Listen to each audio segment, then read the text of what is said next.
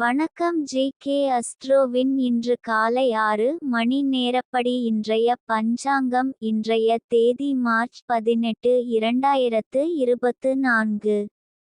இன்றைய கிழமை திங்கள். இந்நாளிற்கான ராசி மிதுனம். இந்நாளிற்கான நட்சத்திரம் புனர்பூசம் முதலாம் பாதம். இன்றைய திதி நவமி. இன்றைய யோகம் சோபனம். இன்றைய கரணம் கௌலவம். இன்றைய ராசி விருச்சிகம் ராசிக்கு சந்திராஷ்டம ராசியாகும்.